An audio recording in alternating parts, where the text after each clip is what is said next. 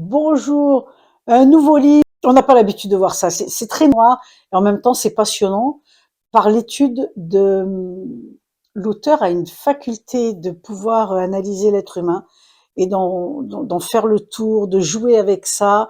Et il fait des personnages absolument fantastiques à chaque fois. Donc là, on est avec le deuxième livre de Maxime Badoc, Les rouages du vice. Le titre en dit long. Une très chouette histoire, mais comme j'ai interviewé l'auteur, eh ben, je vais pas vous en dire plus là-dessus, mais on va en parler directement avec l'auteur. C'est par là. Bonjour Maxime. Salut Brigitte. Ça va? Ça va très bien, merci. Moi, je suis ravie de te revoir avec ce deuxième ouvrage. Moi de même, ouais. Je suis ici pour que tu nous en dises un peu plus sur Les rouages du vice, qui est ton deuxième, on peut pas dire tome, hein, parce que c'est une trilogie que tu es en train de nous faire découvrir. Oui, je sais pas si la définition de trilogie s'applique vraiment, parce que c'est pas tellement des suites, alors peut-être qu'on dit un triptyque, une série, je ne sais quoi, mais en tout cas, en effet, c'est pas une suite. Donc, même si les deux romans se passent dans le même univers, eh bien, les deux histoires peuvent se lire de manière indépendante. C'est ça. Donc, il y a un lien quand même. Il y a un lien que Tout à fait. si on peut les lire indépendamment. Par contre, si on a lu le premier, moi, j'ai vu qu'il y avait un petit truc qu'on revenait sur le premier. Ah, Donc, tout à j'ai lu fait. celui-là. Alors, Ouais, pour ouais. les personnes qui auront lu les deux, il y a en effet des références et des clins d'œil. D'accord. Donc, il y en a deux. Pourquoi? Parce que Maxime, c'est un jeune auteur qui nous a sorti il y a 2 ans à peu près. Oui, C'est exactement. ça. La mécanique des échecs, un livre vraiment fantastique dans un univers très atypique. C'est un peu Jules Verne des temps modernes quand même. Ah, il y a de ça, ouais. Il y a un petit peu, moi j'ai trouvé que c'était, mais vraiment avec une imagination, deux mondes différents, etc. Et là, donc 2 ans après, il continue son aventure avec Les rouages du vice. Donc là, j'ai trouvé quand même que c'était un roman, alors un univers toujours atypique et particulier, où on mélange beaucoup de choses, mais il est quand même très noir. C'est un, alors moi j'ai pris quelques notes, hein, parce que c'est un deuxième livre dont l'univers, comme je disais, qui est assez déstabilisant, hein, Ouais. parce que c'est noir, il y a du vice, comme le titre l'indique. On est dans le vice, on est même dans la dépravation à un moment donné. Ça va très loin quand même dans cet univers-là. Oui, ben, c'est bien que tu aies remarqué le changement d'ambiance qui amène même un changement de genre entre les deux tomes. C'est-à-dire que le premier, même s'il est à la croisée entre plusieurs genres, je pense que celui qui domine, c'est le roman d'aventure. Et celui-ci, c'est clairement le roman noir. Donc, même si on est dans le même univers, eh bien, on évolue dans des environnements différents. Comme c'est le cas pour nous qui vivons dans la même région et pourtant on ne côtoie pas les mêmes personnes, etc. Et du coup, le ton est complètement différent, plus sombre, notamment avec une enquête dans les bas-fonds de la ville. C'est ça. Donc c'est pour ça, c'est un peu aussi un peu policier quand même. Bien sûr, il y a une enquête. Il n'y a pas de policier à proprement parler, voilà, mais il y a une enquêtrice qui, en l'occurrence, est journaliste. Tout à fait. Donc là, on va parler du personnage principal du roman, qui s'appelle Lisiane, qui est une ex-lutteuse de renom, qui revient dans sa ville natale pour justement travailler pour le journal qui s'appelle L'Élégant Pisteur. Tout à fait. Parce qu'il y a une recrudescence de meurtres. Tu m'arrêtes, hein, tu modifies s'il y a besoin. Exactement ça. Il y a une recrudescence de meurtres. Et donc, elle vient pour enquêter là-dessus. Elle va aller dans des endroits très particuliers, mais on se rend compte très vite que la ville est un peu divisée par des gangs, comment on pourrait... J'ai appelé ça des clans, mais c'est concrètement des gangs, en effet. Voilà. D'ailleurs, c'était mon idée principale. Je voulais faire une histoire de gangsters. Et de ce fait, il me fallait des groupes du crime organisé qui étaient bien identifiables avec leurs particularités. Et c'est pour ça que j'ai créé ces fameux clans de la ville de Blue Dodge. C'est ça. Donc il y a des noms aussi, des noms qui sont inventés, c'est excellent. Alors, malgré l'univers glauque et malgré sous couvert d'enquête policière avec les gangs, alors ça se déchire, hein, c'est comme les gangs quand même. Je trouve que c'est excellent parce que on voit que tu fais quand même une superbe analyse de l'être humain à travers tes personnages. Et moi, c'est ce que j'aime beaucoup dans ton écriture, puisque quand on s'est rencontrés, moi j'avais dit c'est pas mon univers, mais j'ai été complètement captivée par ce que tu écrivais. Déjà, c'est un livre qu'on peut lire très facilement, malgré la noirceur, d'accord, de l'histoire. Il y a quand même ces personnages qui sont fascinants et que tu décris d'une façon très bien analysée, je trouve. et chacun on voit qu'il y a quelque chose qui se cache derrière. Enfin bon, je Ouais. te laisse un peu parler de ça, parce Bah, que c'est assez fascinant. je suis ravi que tu sois intéressé par les personnages et leur diversité. Pour moi, c'est quelque chose de très important, la construction des personnages. Alors, ils n'ont pas tous forcément le même niveau de développement, que ce soit au niveau de leur passé, de leur personnalité, etc. Le taux de ce qu'on découvre, en fait, est variable.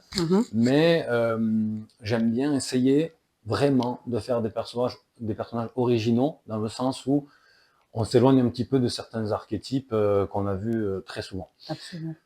Si on parle de Lysiane, la personnage principale, eh bien, ça aurait été trop simple en fait de faire une femme qui a une grande gueule, qui a presque des attributs masculins dans sa façon de se comporter avec les autres. Ça aurait été presque un peu trop simple. Donc j'ai voulu faire un personnage qui doute énormément, qui est un peu plus renfermé, qui se pose beaucoup de questions, malgré son passé et on va dire son éthique de combattante, ce qui est quand même important pour la porter dans ce milieu.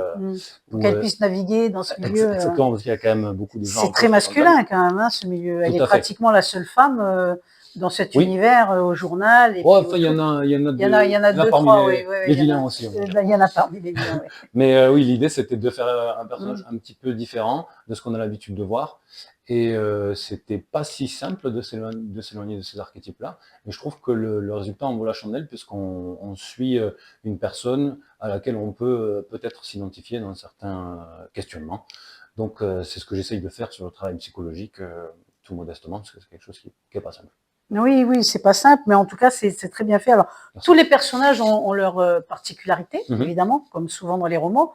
Par contre, on voit bien que quand on gratte, il y a quand même des choses communes, parce qu'il y avait, on va pas dévoiler, c'est pas le but de dévoiler toute l'histoire, il faut aller voir, mais c'est vraiment comme dans la vie, quoi. Il y a eu des unions, et puis on s'est séparés, et puis et il y a aussi des histoires de vengeance, enfin.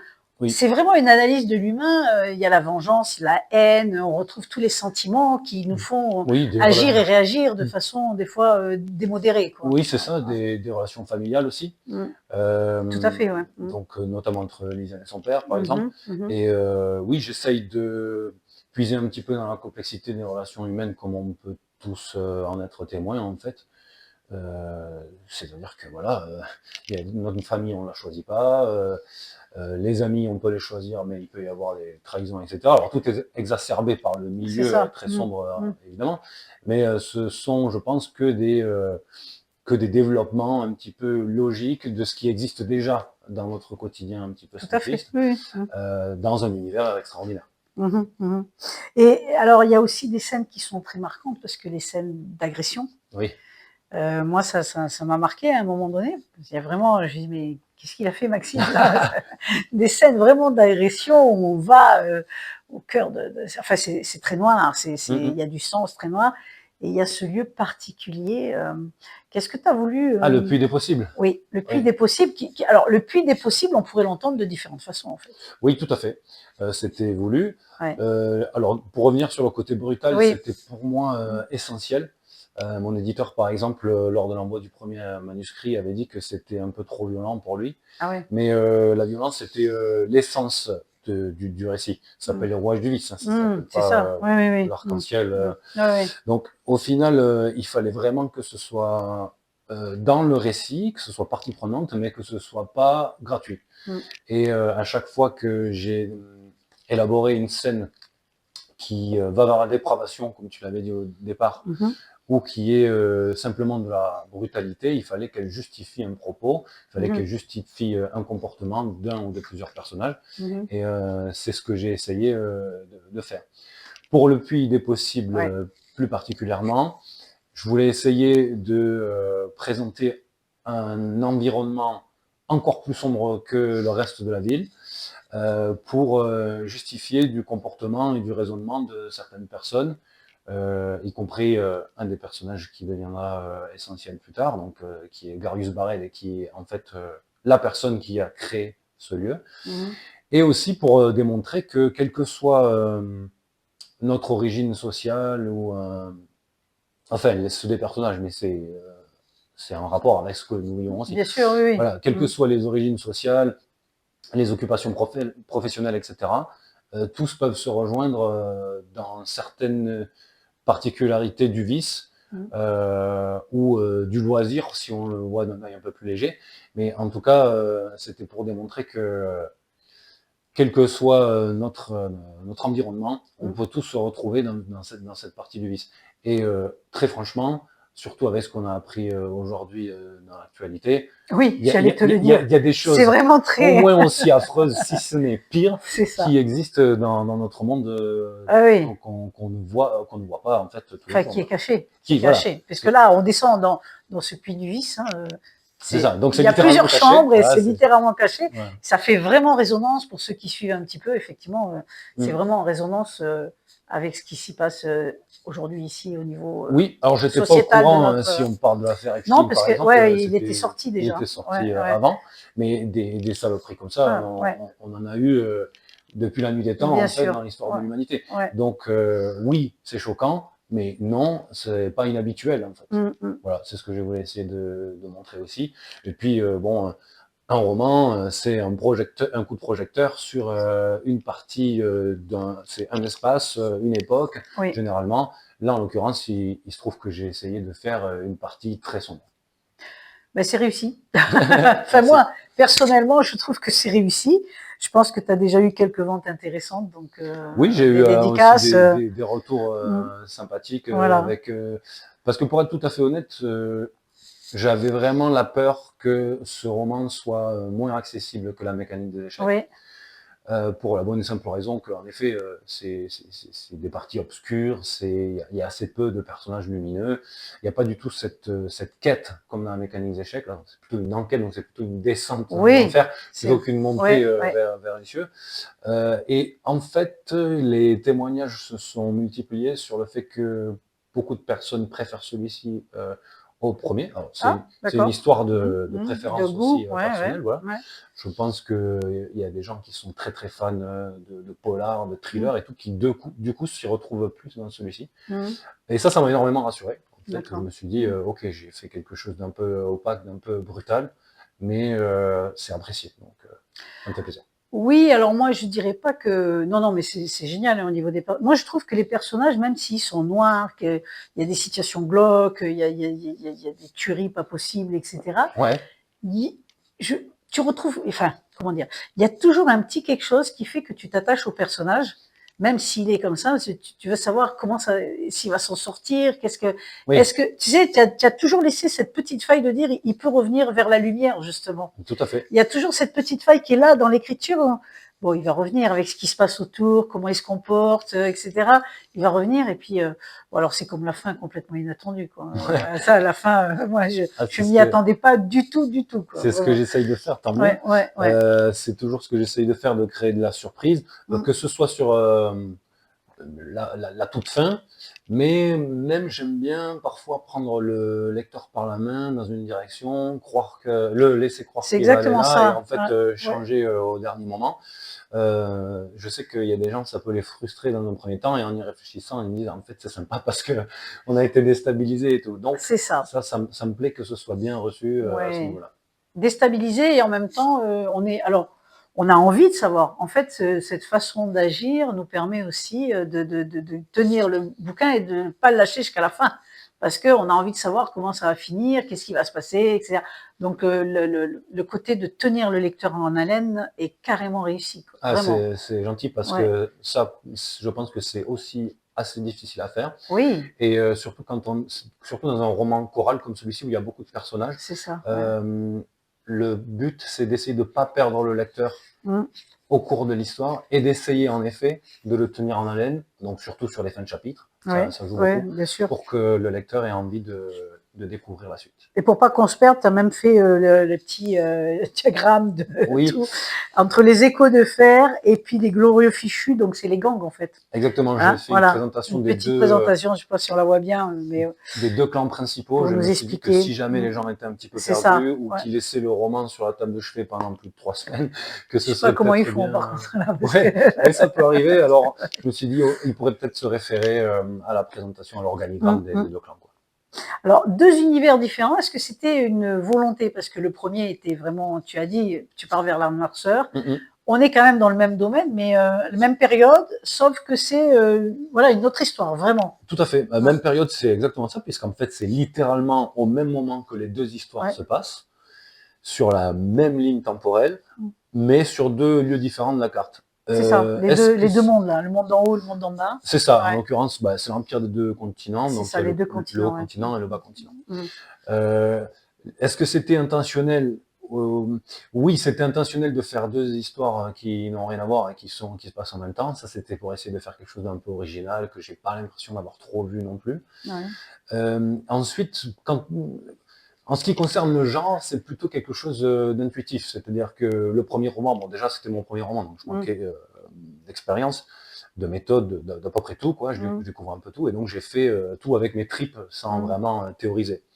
Donc ça a donné un roman d'aventure, avec un petit peu d'enquête dedans, un petit peu de ci. En fait, Ouais. c'est devenu un Mmh. melting pot, de genres que personnellement, j'adore. Pour celui-ci, comme je disais, c'était avant tout l'idée de faire une histoire de gangster. Après, elle s'est D'accord. Mmh. dessinée toute seule. L'histoire de gangster, j'allais pas faire quelque chose de très lumineux Ouais. forcément. Et ensuite, l'idée des clans différents enfin l'idée s'est matérialisée. Puis j'ai fait donc du coup la ville de Blue Dodge Mmh, mmh, mmh. avec toutes ses particularités. Puis les personnages sont nés, etc. Donc ça se passe souvent comme ça. J'ai une idée de départ et ensuite l'univers se dessine autour, quoi.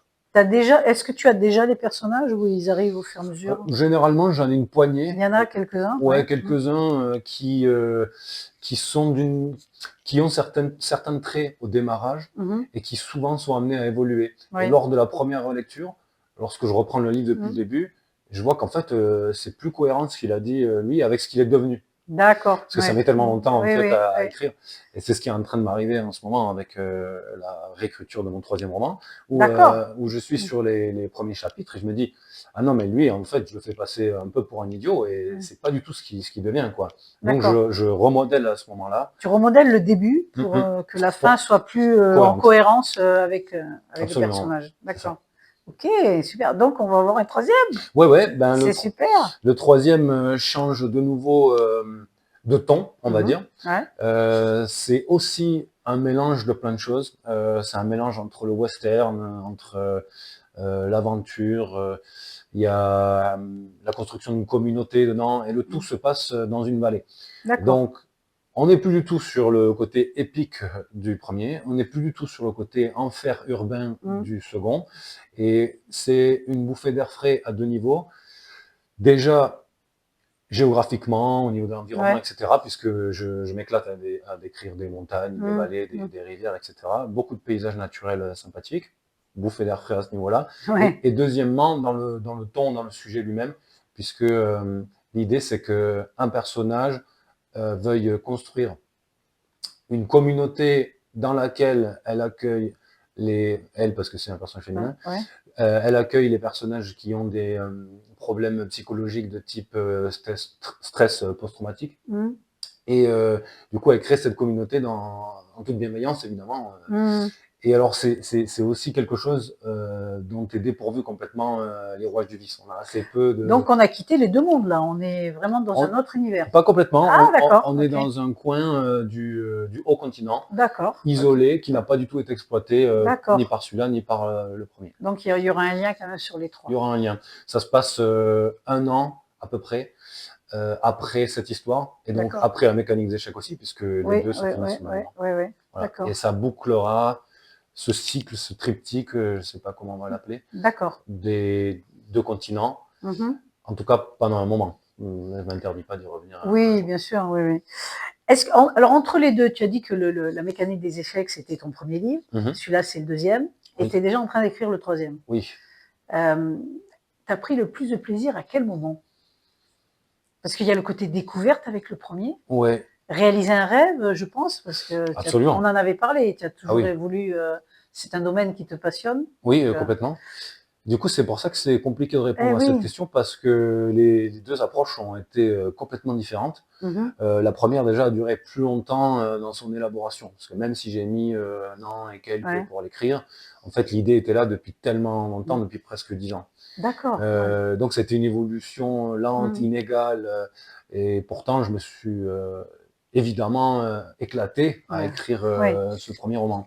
Le second déjà, c'était beaucoup plus méthodique. Mmh. Je m'étais dit: «Bon, j'ai 12 mois pour écrire, le premier jet». D'accord, donc Hem, vraiment avec des dates ouais, butoirs, un je objectif m'ét bien précis. voilà, j'avais un Mmh. objectif, sachant que je pouvais absolument pas le Mmh, respecter, le ciel ouais. allait pas me tomber sur la tête. J'avais pas de pression Mmh mh. d'un éditeur ou quoi, mais j'avais cette méthode. Et D'accord. puis, le style étant aussi différent, parce qu'il y a quand même une enquête, Bien sûr. donc Ouais. c'était la première fois que je faisais ça. Bah, en fait, je dirais que j'ai pris, le même plaisir, à écrire les 2. D'accord.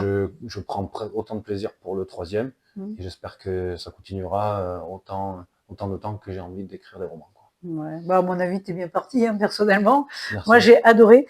Qu'est-ce qu'on pourrait dire d'autre sur, tu nous as fait un petit avant-première sur ton troisième, le troisième qui va sortir, Mmh mais mh. Les Rouages du Vice, donc ça fait combien de temps qu'il est sorti? Quelques mois? Ça fait, 6 mois à peu près, puisque c'était D'accord. en octobre 2025. En octobre 2025. Et est-ce qu'il y a quelque chose à rajouter dans ce roman que tu as envie de faire ressortir en dehors que moi j'ai adoré, donc moi je ne peux pas t'en dire plus parce que voilà, vraiment j'ai adoré. Et puis les personnages sont particuliers, les masques de chiens, puis la Ah couverture est oui, très belle, hein. Je sais pas qui te fait la couverture, merci. mais j'ai Alors, adoré beh, aussi. c'est moi qui l'ai réalisé Ah, celle-ci. c'est toi qui l'as Ouais, j'ai fait réalisé, d'accord. l'illustration et après la Ouais, maquette a été faite par d'accord. l'éditeur. Et qu'est-ce que j'aimerais ajouter par rapport à ce livre? Mm, Ben, je pense qu'il faut, pas du tout, penser qu'on va avoir des difficultés à rentrer dedans. Même s'il y a plusieurs personnages, qui évoluent en parallèle, puisque après avoir eu plusieurs retours, finalement, c'est tout à fait, possible d'évoluer dans ce monde, avec légèreté, si en tant qu'acteur, hein, parce ouais. que les personnages un peu moins. Mais en tout cas, il est vraiment pas compliqué de suivre, l'évolution des divers personnages, que ce soit la journaliste, Mm. les membres du clan, et je pense qu'il faut, se lancer dedans avec l'esprit ouvert, et normalement c'est frisson garanti, quoi. Oui, oui, oui. Et puis alors moi, je peux en témoigner vraiment. Tu as une écriture qui est souple, légère, vraiment facile à lire. Il y a, même si c'est glauque, noir, Ouais. avec des scènes, justement même les scènes les plus noires, ce qui pourrait retenir un lecteur. Mmh. C'est tellement bien décrit que bon, oui, il y a du sang évidemment Ça parce qu'on est passe. en train de tuer, mais ça passe quoi. C'est pas, voilà, c'est un peu chaud, mais ça passe Mais on quoi. l'avait, Ouais, je ouais. crois, évoqué, la dernière fois. Mon style a été décrit plusieurs fois comme, cinématographique, ce qui D'accord, pour moi est un immense compliment, bien sûr. parce que j'ai en effet envie que les personnes s'évadent, que les personnes puissent s'imaginer, Mm, même si je laisse, je pense, la place à l'imagination aussi pour développer, tous les environnements. Et en mm, tout cas, de mettre des points, des clés, mm, pour que les personnes puissent se sentir évoluer un peu comme dans un film donc cinématographique. mhm. Ça me plaît beaucoup, ouais. Oui, oui, c'est vraiment c'est fluide, vraiment, c'est fluide. Il y a pas de souvent dans les livres, il faut aller revoir derrière, des petites Ah annotations, oui, des explications. On est toujours en train de faire l'aller-retour. Non, là, ça coule de source, c'est vraiment fluide, ouais, ouais, c'est chouette. Et puis, qui sait, on pourrait te souhaiter que ce soit adapté, hein, au ouh, cinéma. oui, On n'en est alors pas là, oui, mais beaucoup d'auteurs ouais, espèrent ça, et ouais, peu l'obtiennent, mais c'est vrai que la construction fait que ça pourrait devenir, ça un pourrait film ou une devenir, oui, série. complètement, ouais. Je pense Mmh, que c'est aussi le fait que je sois gros consommateur de films et de séries oui, mmh, qui font que, automatiquement, j'ai cette construction de mon histoire, et du coup, ça prend une architecture mmh, similaire à ce type de contenu, quoi. c'est ça, c'est ça. Beh, écoute, bravo Maxime, on Merci attend le beaucoup. troisième avec, beaucoup d'impatience. Je m'y emploie. Tu me tiendras au courant. Ça marche. Les Rouages du Vice, le deuxième tome, c'est Maxime Badoc et c'est Empreinte Édition, qui est Toujours, ouais. resté chez le même, éditeur. Ouais, on s'entend bien, donc Ouais, ça bah, continue. écoute, pourquoi pas, oui, en plus il est toulousain, Oui, quasiment, en quasiment, Portet-sous-Garonne, donc ouais. voilà. Donc si vous voulez suivre, les aventures de Lisiane, n'hésitez pas, ça sera vraiment un dépaysement, un changement total. Et profitez-en pour lire aussi La mécanique des échecs. C'est 2 univers différents. Vous pourrez ainsi comparer. Maxime, je te remercie. Merci à toi. Et puis à bientôt pour le 3e alors. Ça marche, à bientôt. Super. Ciao. Ciao.